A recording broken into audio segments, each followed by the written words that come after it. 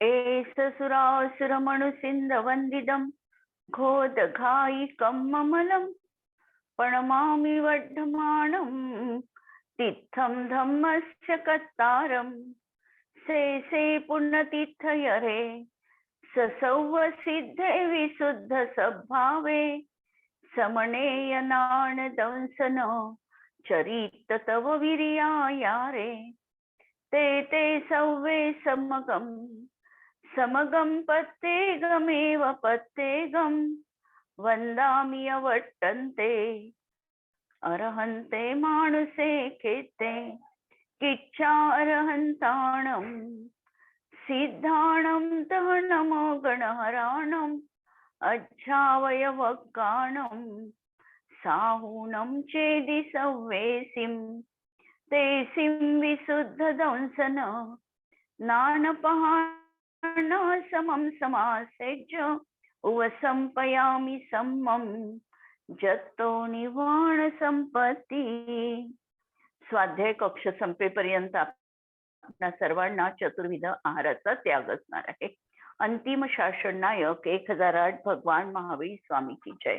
द्वादशांग श्रुत देवी की जय. प्रवचनसार ग्रंथामध्ये ज्ञेय तत्व प्रज्ञापन अधिकारांतर्गत आपण 172 नंबरची अत्यंत महत्वाची आत्म्याचं स्वरूप स्पष्ट करणारी अशी ही प्राणभूत गाथा आपण बघत आहोत. आणि या गाथेच्या अनुषंगाने अरस अगंध याचं स्पष्टीकरण केलं की आत्म्यामध्ये रसगुणाचा अभाव आहे म्हणून अरस स्वभावी आहे. आणि आपण हेही स्पष्टीकरण बघितलं की समयसार ग्रंथामध्ये अरस शब्द 6 बोलांच्या माध्यमातून स्पष्ट केलेला आहे. आणि अलिंग ग्रहणाचा एकच अर्थ त्या ठिकाणी केला की हा चिन्हांच्या माध्यमातून अनुमान आत्मा जाणल्या जात नाही, इंद्रियांच्या द्वारे जाणल्या जात नाही म्हणून अलिंग ग्रहण आहे. त्या ठिकाणी विशेष भर त्यांनी अरस अगंध या स्वरूपावर दिला. आणि या ठिकाणी प्रवचनसार मध्ये आत्म्याचं स्वरूप हे स्पष्ट करताना समयसार मध्ये तुम्ही आत्म्याचं स्वरूप जे दाखवणार आहे त्याचा सुतोवाच करण्याचा म्हणजे गुणभेदाच्या अतीत पर्याय भेदाच्या अतीत असा आत्मा बघण्याचा या ठिकाणी अलिंग ग्रहण या शब्दाच्या माध्यमातून याचं सुतोवाच केलेलं आपल्याला या ठिकाणी दिसतं. अशी ही महत्वपूर्ण गाथा आहे. या गाथेच्या अधिक स्पष्टीकरणार्थ आपण पहा आता. या गाथेमध्ये अरसादी या विशेषणांच्या द्वारे परद्रव्याद्वारे पुद्गल द्रव्याला भिन्न केलं आणि चेतना गुणद्वारा आकाशादी अमूर्त अजीव द्रव्यांपासून इतर सर्व बाकीच्या सर्व द्रव्यांना पृथक केलं. स्वतःच्या चेतनेच्या माध्यमातून इतर जीवाहूनही भिन्नता स्पष्ट केली. म्हणजे पहिल्यांदा तर अरस अगंध हे सांगून पुद्गल द्रव्यांपासून आत्म्याला भिन्न केलं की पुद्गल द्रव्य म्हणजे आत्मा नाही. दुसऱ्यांदा चेतना गुणयुक्त आत्मा आहे हे सांगून जीवाचं असाधारण गुणधर्म सांगून अमूर्तिक बाकीची जी 4 द्रव्य आहे त्या द्रव्यांपासूनही आत्मा भिन्न स्वभाववान आहे हे स्पष्ट केलं. आणि स्वतःची चेतना स्वतःमध्ये अनुस्यूत आहे. दुसऱ्याची चेतना दुसऱ्या काही याचं हरण करू शकत नाही, दुसऱ्याला आपली चेतना देता येत नाही हे सांगून त्या ठिकाणी परजीव द्रव्यांपासून देखील आत्मा भिन्न आहे आणि स्वतःच्या आत्मतत्वाशीच हा समरसी भावाने एक रूप आहे ही गोष्ट स्पष्ट केली. आता हा ज्ञेयाधिकार आहे आणि ज्ञेयाधिकाराच्या अंतर्गत ही गाथा आलेली आहे. भगवान आत्मा म्हणजे आमचा आत्मा सुद्धा एक ज्ञेय पदार्थ आहे. पहिल्या ज्ञान तत्व प्रज्ञापन अधिकारात आत्म्याचं ज्ञान तत्वावर विशेष जोर देऊन कथन केलं आणि या ज्ञेय तत्वामध्ये आत्म्याचंच कथन ज्ञेय पदार्थ आहे यावर भर देऊन केल्या गेलेला आहे. आत्म्याला जाणण्यासाठी त्याच्या ज्ञान स्वभावाला जाणणं आवश्यक आहे. त्याचप्रमाणे त्याच्या ज्ञेय स्वभावाला जाणणं देखील अनिवार्य आहे. कारण ज्ञान तत्वाला जाणणं, ज्ञानाचं कार्य ज्ञान रूपाने परिणत होणं हे आहे. आणि ज्ञेय काय? तर ज्ञेय देखील आत्माच आहे, म्हणून ज्ञेय स्वभावी आत्म्याला जाणणं देखील आवश्यक आहे. आत्म्याचं ग्रहण म्हणजे जाणणं कसं होतं हेही आम्हाला ज्ञात होणं अनिवार्य आहे. हे आत्मा ज्ञानाच्या द्वारे ज्ञेय पदार्थाचं कसं ग्रहण करतो हेही आम्हाला माहिती असणं गरजेचं आहे. या ठिकाणी ज्ञान कोण, ज्ञाता कोण? तर आत्माच. ज्ञेय काय? तर आत्म्याच. या ज्ञेयाचं ज्ञान म्हणजे आत्म्याचं ज्ञान आत्म्याला कसं होतं हे जाणणं आवश्यक आहे. आणि कसं होत नाही हे जाणणं देखील अत्यंत आवश्यक आहे. जाणणं कशाने होणार आहे आणि जाणत कशाने नाही. जसं पहिल्यांदा सांगितलं की इंद्रियांनी आत्मा जाणल्या जात नाही, इंद्रिय अगोचर आहे. मग कशाच्या माध्यमातून आत्मा जाणल्या जातो आणि कशाच्या माध्यमातून आत्मा जाणल्या जात नाही याचं सांगोपांग ज्ञान आम्हाला असणं अनिवार्य आहे. या गाथेमध्ये आत्म्याच्या या ज्ञेय स्वभावालाच सांगितल्या गेलेला आहे. पहिल्या 2 मुद्द्यांमध्ये आत्मा न इंद्रियाद्वारे स्वपराला जाणण्याचं कार्य करतो, न इंद्रियाद्वारा स्वपराद्वारा जाणल्या जातो. इंद्रिय आणि आत्मा यांचा असा कोणताही संबंध नाही. कारण इंद्रिया जड आहे, द्रव्येंद्रिया जड आहे प्रत्यक्षामध्ये. भावेंद्रिया देखील क्षायोपक्षमिक जन्य भाव असल्यामुळे आत्म्यापासून कथंचित भिन्नच आहे आणि म्हणून आत्मा इंद्रियाच्या माध्यमातून जाणल्या जात नाही. तिसऱ्या बोलामध्ये इंद्रिय आणि अनुमानाचे मिश्रित रूप आहे.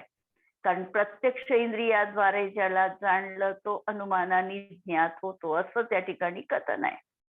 म्हणून या बोलात इंद्रिय आणि अनुमानाचं मिश्रित रूपाचं ज्ञान आहे. 4, 5 आणि 6 हे मुद्दे हेही अनुमानाशी संबंधित आहे. आणि अनुमान ज्याला आम्ही व्यवहारामध्ये अनुमान मांडतो हे आमचं निर्णयात्मक ज्ञान नसतं. मला असं वाटलं, मी असं अनुमानाने जाणलं असं आम्ही बोलतो, पण ते निर्णयात्मक ज्ञान नसतं. पण जेव्हा न्याय ग्रंथामध्ये किंवा आगम ग्रंथामध्ये किंवा अध्यात्म ग्रंथामध्ये अनुमान शब्द येणार आहे तर अनुमानावरून ज्ञानाची पूर्ण निश्चिती असणार आहे. ज्ञानाने निर्णय दिलेला आहे की हे असंच आहे, अन्यथा असू शकत नाही. जसं अनुमानाने जेव्हा म्हटलं की धूर आहे तिथे अग्नी असतो हे पहिल्यांदा सांगितलं. पर्वतावर धूर आहे म्हणून पर्वतावर अग्नी आहे, म्हणजे या ठिकाणी निर्णय आहे. आणि हा निर्णय यत्किंचित देखील चुकीचा असत नाही. आमच्या व्यवहारामध्ये आम्ही असं अनुमान केलं की तो यावेळी येईल, असं येईल, असं अनुमान न्याय ग्रंथामध्ये मान्य नाही. अनुमानामध्ये निर्णयात्मक ज्ञानाची अभिव्यक्ती असते. म्हणून अनुमानाशी संबंधित हे मुद्दे आहेत. 4 आणि 5 या 2 बोलांमध्ये फरक आहे की आत्मा केवळ अनुमानाने जाणल्या जात नाही आणि केवळ अनुमानानेच जाणत नाही. म्हणजे अनुमानाशिवाय आत्मा प्रत्यक्ष ज्ञानाने देखील जाणता येतो. स्वसंवेदन प्रत्यक्ष आणि चतुर्थ गुणस्थांवरती जीव आत्म्याला प्रतीतीत घेऊ शकतो. पुढे शुद्धोपयोगाच्या माध्यमातून मुनींच्या जीवनात आत्मा प्रतीयमान होतो किंवा केवल ज्ञानाच्या माध्यमातून केवली देखील आत्म्याला प्रत्यक्ष जाणतात. प्रत्यक्ष जाणतात याचा अर्थ त्यांना आत्मा दिसतो असं नाही, कारण आत्म्यामध्ये वर्णगुणच नाही. म्हणून आत्मा तर केवल ज्ञानीला देखील दिसणार नाही, ते जाणतात याचा अर्थ आत्मा अमूर्तिक आहे, स्पर्श रस गंध वर्ण नाही हे ते जाणतात. आत्म्याचे असंख्यात प्रदेश आहे याचंही त्यांना प्रत्यक्ष ज्ञान झालेलं आहे. श्रुतज्ञानीला मात्र असं आत्म्याच्या संपूर्ण प्रदेशांचं प्रत्यक्ष ज्ञान होत नाही. प्रतीतीत येते की मी ज्ञानवान आहे, मी चैतन्यवान आहे. श्रुतज्ञानी देखील आत्म्याला पाहू शकत नाही आणि केवल ज्ञानी देखील आत्म्याला पाहू शकत नाही. कारण आत्म्यामध्ये स्पर्श रस गंध वर्ण गुणच नाहीत. म्हणजे अनुभव घेणं हेच या ठिकाणी महत्वाचं आहे. म्हणून अनुमानाने हा जाणत नाही.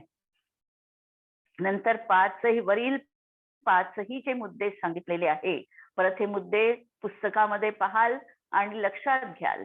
हे पाचही मुद्दे नास्तीपरक आहे. तर 6वा मुद्दा जो सांगितला हा अस्थिपरक आहे. 7 पासून 11 पर्यंतचे बोल जे आहे उपयोगासंबंधी सांगितलेले आहे. आणि उपयोग आत्म्याचं लक्षण आहे. आत्मा लक्ष आहे. आत्मा लक्ष आणि आत्म्याचा उपयोग हे लक्षण. आणि लक्षण हे निर्दोष असावं लागतं. उपयोग हे लक्षण निर्दोष लक्षण आहे. आणि उपयोग आणि आत्मा यांच्यामध्ये लक्ष लक्षण संबंध आहे. आत्मा लक्ष आहे तर उपयोग लक्षण आहे. 12 आणि 13व्या मुद्द्यामध्ये आत्मा विषयांचा उपभोक्ता नाही हा अर्थ आहे. तर 14 आणि 15 मुद्द्यांमध्ये लौकिक साधनरूप नाही आणि लोकव्यापी नाही हे दर्शविले. 16व्या मुद्द्यामध्ये आत्मा वेदवाला नाही, स्त्री पुरुष नपुंसक कोणत्याही वेदवाला नाही हे दर्शविले. तर 17व्या मुद्द्यामध्ये केवळ वेशवाला पण नाही हे सांगितलं. इथे वेदवाला नाही आणि वेशवाला नाही, म्हणजे दिगंबर वेश असा जरी त्या ठिकाणी मुनी पदाचा सांगितल्या गेलेला असला तरी केवळ दिगंबरत्व हे मुक्तीचं एकमेव कारण नाही. अंतरंगामध्ये मुनीपणा असणं हे खऱ्या अर्थाने मुक्तीचं कारण आहे. आणि अंतरंगामध्ये मुनीपणा असताना बाह्यतः दिगंबरत्व असणं अपरिहार्य आहे. अंतरंगामधून जे दिगंबर बनलेले आहे त्यांना बहिरंगात दिगंबरत्व धारण करण्यात काहीही त्या ठिकाणी संकोच नाही. म्हणजे बाह्यतः देखील त्यांचं दिगंबरत्व सहज यथाजात रूपाचं असतं. त्या ठिकाणी आर्टिफिशियल कृत्रिम असं काहीही नाही. आणि दिगंबरत्व असताना सुद्धा दिगंबरत्वाची विस्मृती ही जीवनात अनिवार्य आहे. मी मुनी आहे आणि मला मुक्ती झाली पाहिजे अशा प्रकारे परसमयात ते कधीही रत नाही. दिगंबरत्व असण्याच्या बावजूद देखील दिगंबरत्व विस्मृत करण्याची कला महाव्रत धारक असून सुद्धा महाव्रत त्या ठिकाणी अंतरंगामध्ये मी आणिच मुनी बनणार आहे अशा प्रकारच्या अहंकारापासून ते रहित आहे असं त्यांच्या जीवनात असल्यामुळे या मुनी वेशाला देखील एक प्रकारे त्यांनी नाकारलेला आहे. ही गोष्ट लक्षात ठेवायची. कारण केवळ बाह्यतः मुनिवेश धारण केल्याने मुक्तिपदाची प्राप्ती होत नाही. जरी काटेकोरपणे समितीचं पालन करून मुनिपद धारण केलं तरी देखील अंतरंगामध्ये जर मिथ्यात्व असेल, म्हणजे द्रव्यलिंगी मुनी असतील तर कदाचित त्यांना नवग्रैवेकापर्यंत स्थान मिळू शकतं. जर आम्ही कर्माच्या अपेक्षेने बघितलं तर नवग्रैवेकापर्यंत अंतरंगामध्ये अगदी ज्यांनी काटेकोरपणे 28 मूलगुणांचं पालन करत आहे, परंतु मिथ्यात्व अजून गेलेलं नाही. आणि त्यामुळे त्यांना नवग्रैवेकामध्ये ते जन्म घेतील, पण परत त्यांना संसार चक्र मात्र त्यांचं सुटलेलं नाही. म्हणून दिगंबरत्व वेश केवळ मुक्तीचं कारण नाही ही गोष्ट या बोलामध्ये स्पष्ट केली.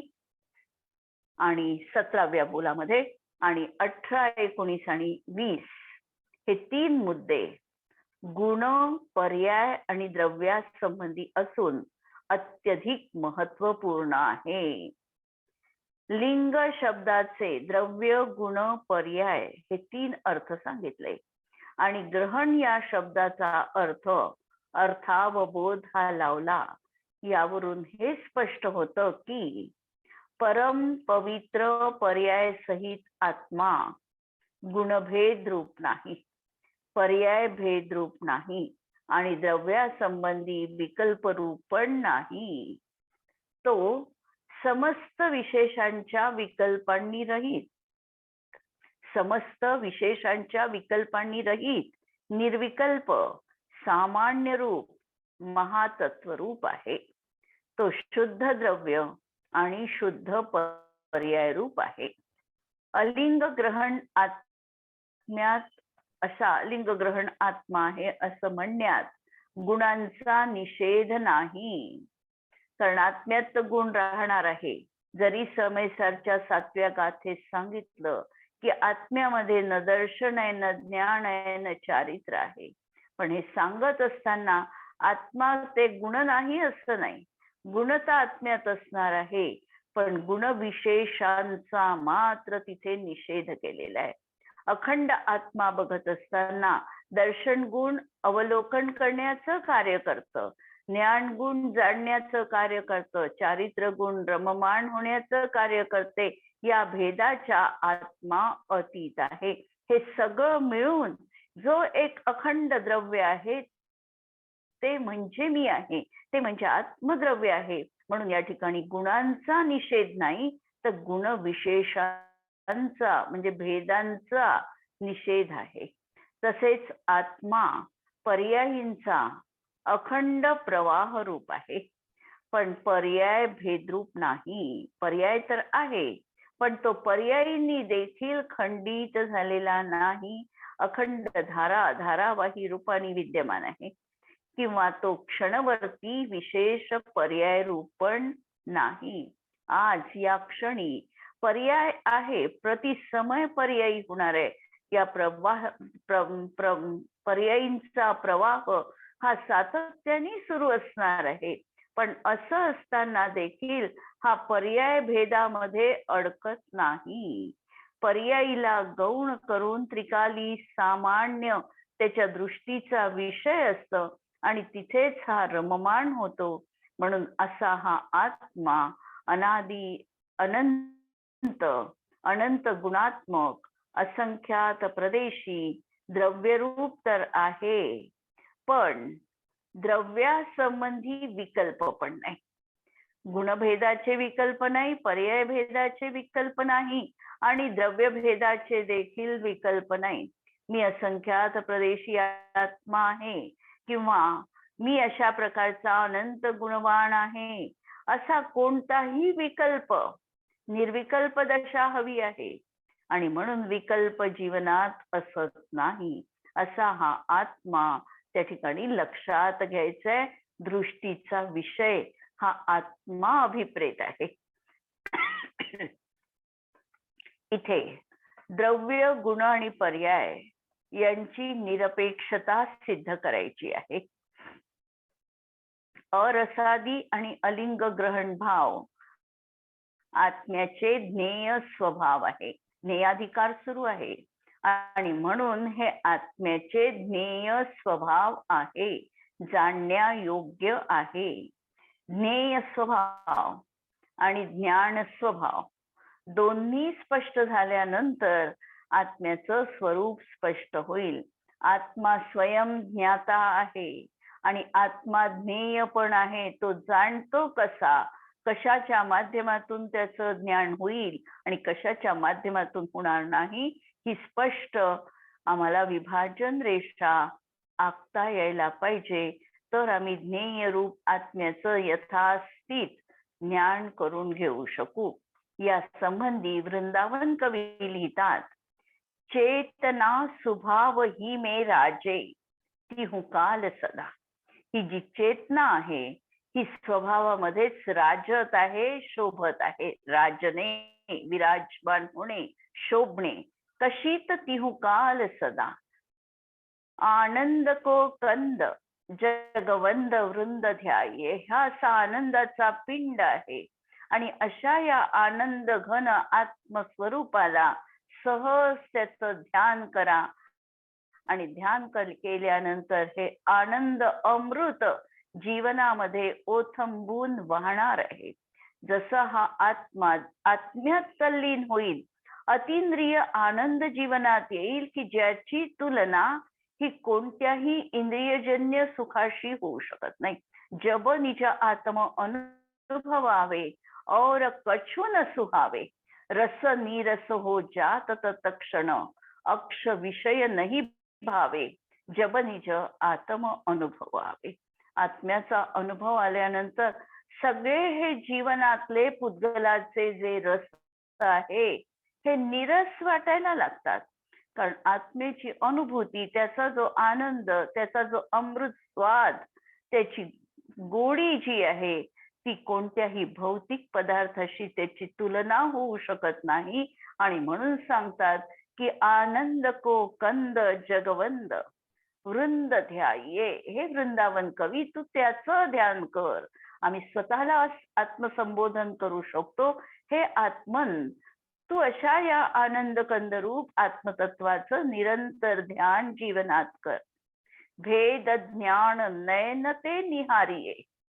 भेद ज्ञान रूपी नयनांनी त्या आत्मतत्वाला निहारा, अनुभवा. भेद ज्ञानाचा चष्मा डोळ्यावर चढवा. हा चष्मा जसा आता आम्ही 3D चा चष्मा वापरतो की आम्हाला प्रत्यक्षात त्याची लांबी, रुंदी आणि खोली दिसते आणि ती वस्तू आमच्या निकट आहे, जणू काही आम्हीच त्यामध्ये आहो असा प्रतिभास होतो. याप्रमाणे हा भेद ज्ञान रूपी चष्मा डोळ्याला लावा आणि हा चष्मा लावल्यानंतर सगळं त्या चष्म्यामधून भेदक दृष्टीने जणू काही आत्म्याचं जे आहे ते आत्मरूप दिसेल आणि पराचं जे आहे ते पररूप दिसेल. असा चष्मा आम्हाला आचार्यांनी लावायला सांगितलाय. किंवा असे आमचे नयन डोळे बनवा की जे भेदकपणालाच कारणीभूत आहे. म्हणून भेद ज्ञान नयन ते निहारिये, जतन ही सो ताको अनुभव रसही मे झरलाये. आणि त्याच्याच अनुभव रसामध्ये आता झरलाये. जणू काही भिजून जा, डुंबून जा. पावसाची सर आल्यानंतर जसं आम्ही त्यामध्ये भिजतो, डुंबतो, तसं या आत्मस्वरूपामध्ये आम्हाला पूर्णपणे डुबून जायचं आहे. हा चेतन आत्मा अनुपम आहे, अमृत रसाची जणू काही खाण आहे, शुद्ध स्वरूपी आहे, स्वसंवेदन गम्य आहे. काललब्धीचा संयोग झाल्यानंतर, जरी काललब्धीचा संयोग त्या ठिकाणी झाला असं म्हटलं किंवा आचार्यांचे हे कदाचित शब्द असले तरी काललब्धी म्हणजे ती वर्तमान पर्याय त्या समयात प्रगट होण्याची योग्यता. ही ज्या समय आहे ती त्याची काललब्धी आहे. एकाच लब्धीच्या, काललब्धीच्याच माध्यमातून आम्हाला वस्तुतत्वाचं ज्ञान पूर्णांशणी होत नाही. कार्य संपन्न होताना 5 समवायपूर्वकच कार्य होतं. कार्य 5 समवायांची युगपद अस्तित्व असतानाच होतं. पण कथनामध्ये क्रम पडतो. जेव्हा आम्ही म्हणतो की पुरुषार्थाने मी माझ्या आत्मस्वभावाची प्रतीती केली, तेव्हा पुरुषार्थाला आम्ही प्रधानता दिली. जेव्हा आम्ही असं म्हटलं की भगवंतांच्या उपदेशाच्या निमित्ताने केवल ज्ञानाची किंवा समवशरणामध्ये क्षायिक सम्यक्त्वाची प्राप्ती झाली, त्यावेळेला निमित्ताला प्रधानता दिल्या गेली. पण निमित्ताला प्रधानता दिली तरी त्याची उपादानगत योग्यता त्या समयात निश्चितपणे विद्यमान आहे. त्याशिवाय कार्य संभवनीय नाही.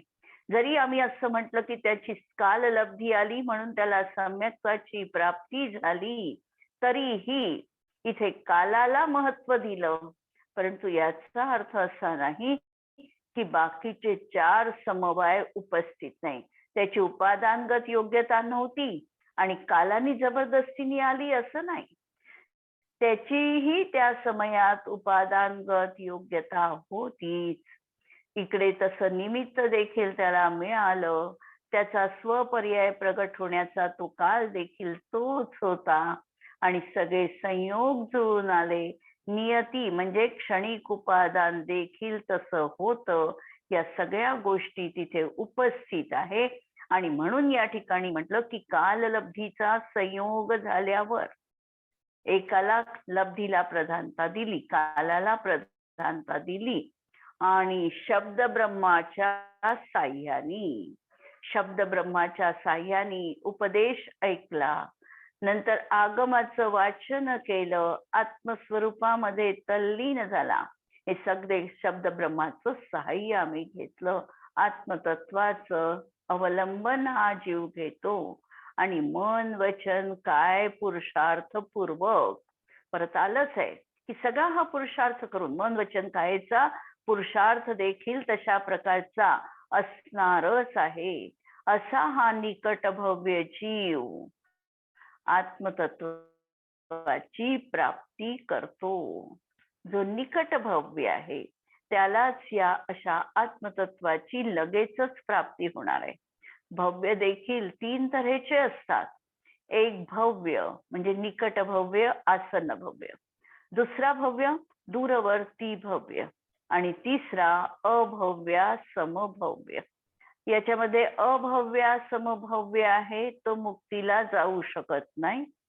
निकट भव्य नजीकच्याच काळात मुक्तीला जाणारा असतो. जसं क्षणिक राजा आपल्याला पाहता येईल किंवा कृष्णाचा जीव पाहता येईल किंवा रावणाचा जीव बघता येईल, सीतेचा जीव बघता येईल. दूरभव्य, आता दूरभव्यामध्ये आम्ही आमचाही म्हणू शकतो की आम्ही दूरभव्य आहोत किंवा कदाचित आम्ही आसन्न भव्य देखील असू शकू. आणि अभव्या समभव्य तो तर कधीही जीवनात मुक्तीला प्राप्त होत नाही. म्हणून असा हा भव्य जीव निकट भव्य आसन्न भव्य आत्मतत्वाची प्राप्ती करतो. कारण एखाद्याला थोडं सांगितल्यानंतर देखील त्याला खूप काही कळतं. एखाद्याला पुष्कळ सांगून देखील काहीही कळत नाही. ऐकणाऱ्याची उपादानगत योग्यता, ग्रहण करण्याची क्षमता ही नक्कीच त्या ठिकाणी असते. आणि या ठिकाणी परत वृंदावन कवी म्हणतात, ताते गुण अनंत को धाम, वचन अगोचर आत्मराम. आणि म्हणून हा आत्मा कसा आहे, त्याचे गुण अनंत को, अनंत गुणांचा हा धाम आहे, अनंत गुणांचा हा माहेर घर आहे. आणि असा वचन अगोचर आत्मराम, वचन अगोचर आहे पण सर्वस्वी वचन अगोचर नाही. लक्षात घ्या, नेहमी आगमामध्ये शब्द आलेले आहे की आत्मा वचन अगोचर असतो, पण हा निरंतर वचन अगोचर आहे असं नाही. हा आम्ही शब्दांनी आगमाच्या माध्यमातून कथनचित शब्द गोचर देखील आहे, कारण शब्दांच्या माध्यमातून आत्म्याचं वर्णन केल्या जातं. समजा हा पूर्णतः वचन अगोचर असता आत्मा, तर शब्दांच्या माध्यमातून कथन होऊ शकलं नसतं.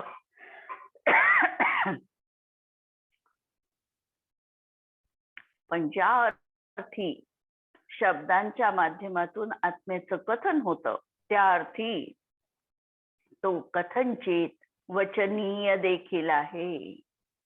जसं आम्ही यासाठी उदाहरण आगमामध्ये दिलेलं आहे की एखाद्याने म्हणावं की माझी आई वांझ आहे.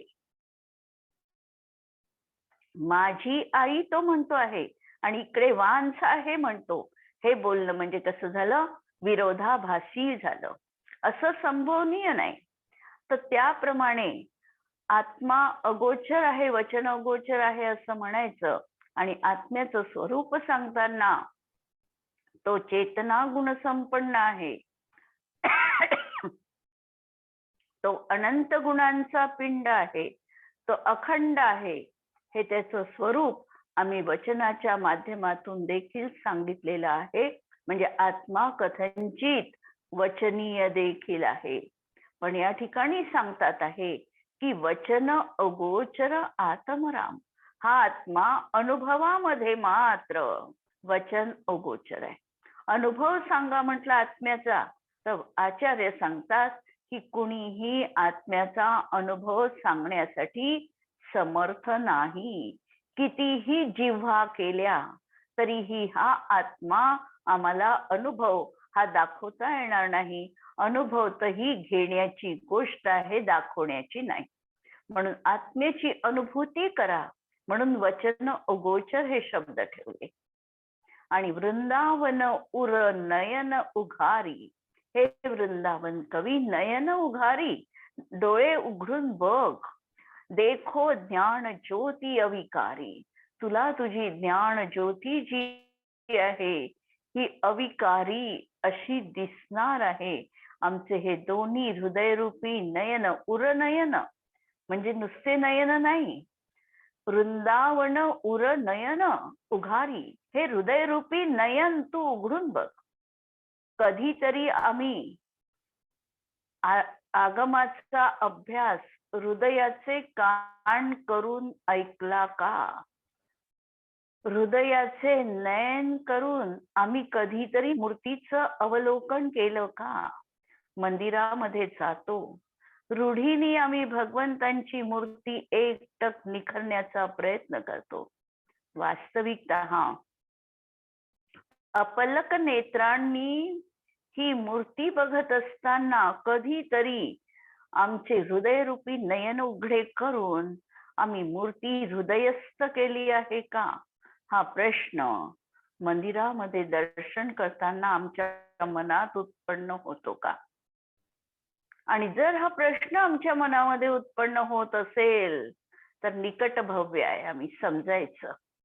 हा प्रश्न जर आम्हाला कधीही लक्षातही येत नसून आणि आम्ही केवळ 3 प्रदक्षिणा रूढीने दर्शन करत असू तर आम्ही दूराती दूर भव्य आहे असं लक्षात घ्यायचंय.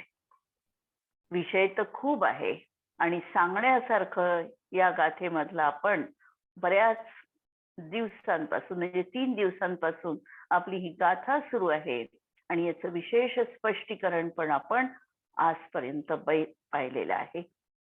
आणि या गाथेचा प्रयोग करत असताना प्रथमतः आम्हाला भेद विज्ञानाच्या माध्यमातून प्रयोग करायचा आहे. आणि प्रयोग ज्या गाथेचा आपण बघतो आहे ती गाथा आमच्या त्या प्रयोगाच्या माध्यमातून आमच्या मनामध्ये रात्रभर चिंतनात ठेवायची आहे. प्रयोग करायचा म्हणजे त्या गाथेचा मर्म आम्हाला समजून घ्यायचा आहे. आणि प्रयोग काय करायचा आहे तर प्रयोग हा करायचा आहे किंवा आचार्यांनी जे अरस, अगंध, स्पर्श हे विशेषण सांगितले याच्या माध्यमातून पहिल्यांदा तर आम्हाला पुद्गल द्रव्यापासून आत्म्याचं भिन्नत्व बघायचं आहे. मी या पुद्गल द्रव्यापासून भिन्न आहे कारण आमचा निरंतर पाला पडतो तो पुद्गल द्रव्याशी. निरंतर आमच्या संपर्कात आहे ते पुद्गल द्रव्य. निरंतर आम्ही शरीराचं शृंगार, साज शृंगार करतो. निरंतर आम्ही पुद्गलाला त्या ठिकाणी महत्वाचं स्थान देतो. आणि आचार्य सांगत आहे की हे पुद्गल द्रव्य तुझ्यासाठी महत्वपूर्ण नाही, ते केवळ ज्ञेय आहे. त्याला जाण आणि जाणल्यानंतर ज्ञानाला विराम दे. पुद्गल द्रव्यामध्ये आसक्त होऊ नकोस. हे पहिल्यांदा हा प्रयोग, याचं चिंतन अंतरंगात राहतं का हा प्रश्न आहे. नंतर जी अमूर्तिक द्रव्य आहे या अमूर्तिक द्रव्यापासून देखील मी भिन्न आहे. आणखी तिसऱ्या पायरीवर की माझ्यामधले जे काही घरामध्ये असणारे कुटुंबीजन आहे, साधर्मी आहे, माझे नातलग आहे किंवा कोणत्याही तऱ्हेने हा जो संबंध माझा प्रेमाचा बाकीच्याशी आलेला आहे. आणि हा संबंध कसा असतो, एक तर प्रेमाने आम्ही बांधल्या जातो किंवा द्वेषाने आम्ही बांधल्या जातो. आम्हाला द्वेषाने बांधल्या जातो असं वाटत नाही, परंतु प्रेमाने देखील व्यक्तीशी हा माझा मित्र आहे आणि आम्ही बद्ध आहोत आणि हा माझा शत्रू आहे यांनी देखील आम्ही पराशी बद्धच आहोत. दोन्ही बंधन दशा आहे आणि या दोन्ही बंधन दशेला मला जीवनातून बाजूला सारायचं आहे. दोन्हींनी रहित माझ्या ज्ञानामध्ये, माझ्या आत्मतत्वामध्ये मला लीन राहायचं आहे. हाच निरंतर पुरुषार्थ माझ्या जीवनात मला संपन्न करायचा आहे. अशी ही स्वतःच्या आत्मतत्वाची ओळख करून देणारी अत्यंत महत्वपूर्ण अशी गाथा आहे. आणि या गाथेनंतर आचार्य आता वळणार आहे की आत्मा तर अमूर्तिक आहे, हे तर स्पष्ट केलं अरस गंध स्पर्श या शब्दातून. पहिल्यांदा तुम्ही पुद्गलाचा बंध सांगताना स्निग्ध वृक्षत्वात बंध हा न जघन्य गुणानाम आणि गुणसाम्य सदृशानाम द्व्यधिकादि गुणानाम तू ही सूत्र सांगून पुद्गलाचा कसा बंध होतो हे सांगितलं.